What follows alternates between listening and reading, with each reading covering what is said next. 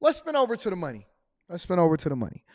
Over in California, we got a lot happening. People are complaining about the kiosks at McDonald's. In-N-Out had their final day before they closed in Oakland.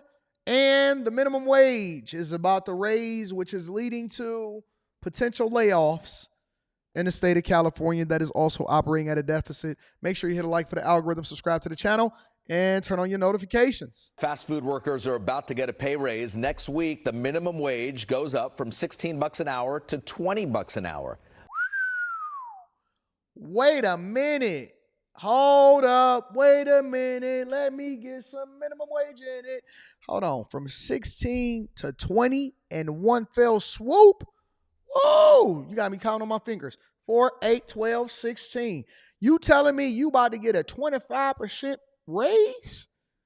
Fast food workers are about to get a 25% pay raise? Say it ain't so, Frigga Jason. 25%. They got more than they got over at the UAW. A 25% pay raise. 4, 8, 12, 16. 4, 8, 12, 16. 4, 8, 12, 16. That's 25% pay raise, sir. That is a 25% pay raise right off the fact. Right off of it. Wow. I couldn't imagine being a business owner having to pay a 25% increase in wages just like that. But the restaurant operators say a higher wage could mean fewer workers. Here's NBC's Robert Honda. Amir Samadi runs a popular round-table pizza shop in San Jose near the Oak Ridge Shopping Center. He considers himself a good employer through good times and bad. For example, Amir points out he did not lay off any workers during the pandemic or cut their hours. But now, as California gets ready to up the minimum wage for fast food workers from $16 to $20, Amir is not sure if he can afford that change. As an owner or as an employer, you have to have coverage to pay them. If you cannot, you have to shut your door, or they're gonna lose the hours. Anyway, it's gonna be lose for both sides, either employer or employee. Some have suggested the wage hike could be covered by raising prices, but Amir says passing the cost to customers is not as simple as it might sound. You cannot just out of nowhere change the prices so people are gonna go elsewhere. There's a lot of options out there. The new minimum wage applies only to designated fast food employees who work for places that sell food and drinks for immediate consumption, and applies to the bigger chains with at least 60 establishments nationwide. The South Bay Labor Council and many other labor organizations supported the change, calling it a job creator, not a job killer. I think the data tells us that small businesses in particular save money by investing in their employees. You have to do less spending on training, less spending on advertising, and when someone just has one job, they're more focused on that job. Some fast food workers we talked to says people that have never opened up a business in their life. These people are diversity, equity, and inclusion hires that are running and determining the laws, and they have never, ever, I heard about that, Connie, they have never, ever opened up a business in their entire life. They have no idea how big the margins are. But they sitting here making an investment, forcing you. Jesus Christ. Who asked not to appear on camera say they worry about the impact on their employer, but also say they need the money to keep up with the Bay Area's cost of living. Customers we talked to at the roundtable say they sympathize with all sides: employers, employees, and customers. Everywhere, everything's getting higher, so people need to make more money for that, and rent's getting higher, so I mean, it's understandable from both perspectives. Yeah, because if the stores or shops raise their prices, you might not go out as much, right? Exactly. The new law also establishes a fast food council, which will monitor the change and see if there should be any more increases in the future. A fast food council. Do you guys realize that they're actually creating more government jobs to monitor you? So now you're paying taxes in order for them to create jobs, to have a council to then monitor whether or not they actually want to raise prices even further. Jesus Christ. Bloated government. Bloated government. Well, there's some frustrated customers because Some fast food eateries have already seen this coming and they're making the adjustment. How are they making the adjustment? They're just not hiring any more workers. And they're doing test pilots for kiosks, which most customers are becoming upset about. Check it out. Robots versus humans. When eating out, how would you like your order taken? All kinds of companies are trying to come up with ways to keep their margins high while costs go higher, but the creative changes were too much for one Tierra Santa man on his last McDonald's trip. CBS 8's Jenny Day explains. Are you kidding me? You can't use cash in a McDonald's? Human-to-human interaction, somewhat of a thing of the past if you're craving a Big Mac and fries. I don't want to call it a rant because it was like that long. So we won't call it a rant, but Daniel Miley did share his fast food frustrations online. I posted it on Nextdoor and it got like 21,000 views in 48 hours. Miley says he rarely even eats fast food, but he Cap. and his wife... I call Cap immediately. I rarely even eat fast food.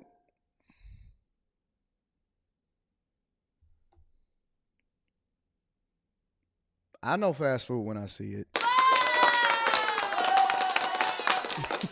You're not going to sit here.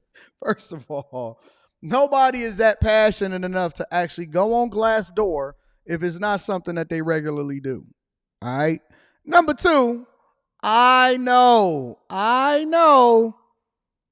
when somebody eat fast food. Cap, come on, man. Come on.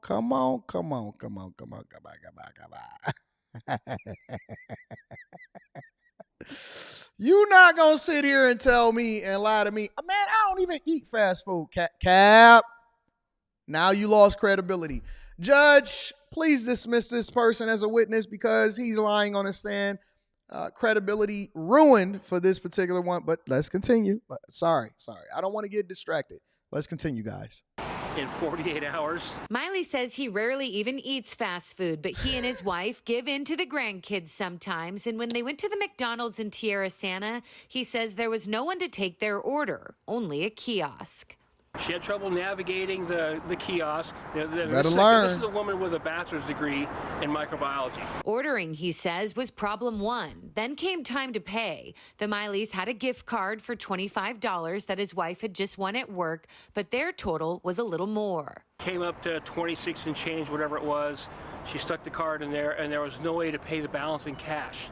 She had to use her debit card for $1. Of course, actual humans do still work there, but hundreds of people commiserated about the technology online, while others said times have changed. And I've had responses on the Nextdoor app for everything from, oh, you're stuck in the 60s to, the global cash society. Many point to rising minimum wage, now at $16.65 in San Diego. Pablo writing, robots can't call in sick, robots don't need health care. Yep. Cheryl from El Cajon agrees, writing their old model of split shifts was not working anymore. Machines don't care. Kay, on the other hand, says just go through the drive-thru. You can pay with cash and get a person. McDonald's tells us kiosks have been in California since 2016. This Tierra Santa location since 2019. They added they're always innovating to offer customers a convenient experience.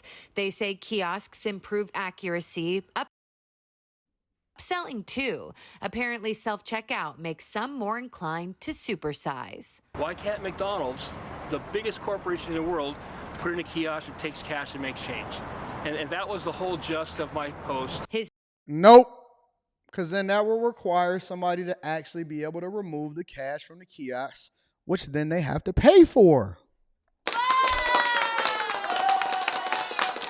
No. And then you got to count it, and then you got to hope that they don't steal any of it because you got to be accountable for it. No. That creates another job that they got to have to pay somebody $25 an hour for over in San Diego and California.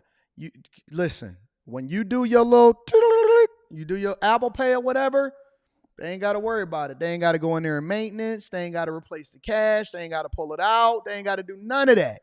What it does is it makes it easier and convenient for them to actually be able to account for what's happening, and they don't have to worry about somebody in there going in there and getting the cash out of there.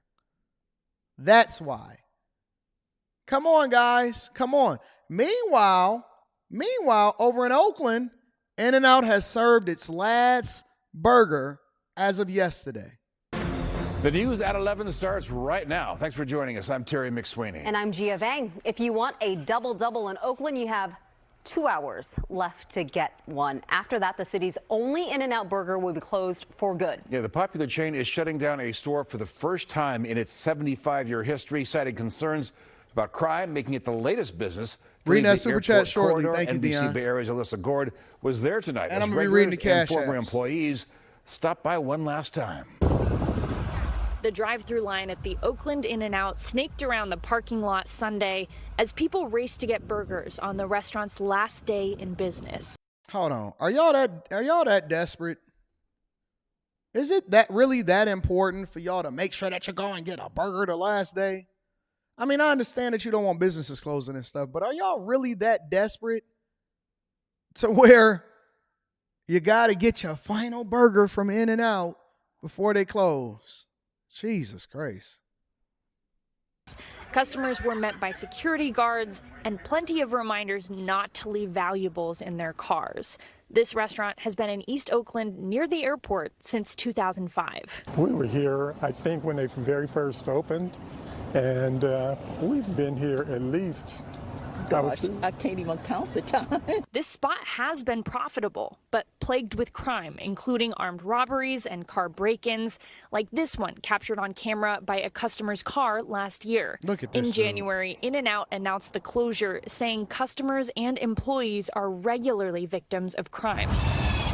This comes after the nearby Denny's on Hagenberger shut down last month, also due to safety concerns.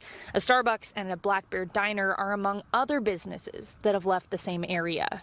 I hate seeing another business get out of there. Get out of The loss of the store is a blow for both current and former employees. Many of them actually gathered here to join together and say their goodbyes. The chain says all employees will be able to transfer to a nearby restaurant or get a severance package. A lot of these people haven't been working here for like over 10 years, but we still are like family with each other. One former employee says she gets why the restaurant is closing, but says it's still a loss for East Oakland. I think as far as a community, we all have to kind of like turn towards each other and start talking to each other. City leaders have said they are working to retain businesses. Residents say they want to see policies that make it easier for businesses to thrive and maybe someday that In-N-Out and other businesses consider returning to Oakland. Nope. Never coming back. Never coming back. Listen, people of California, when businesses leave, they don't tend to come back. They remove themselves from it. And good luck. Man, listen, God bless and good luck to everybody that lives over in California.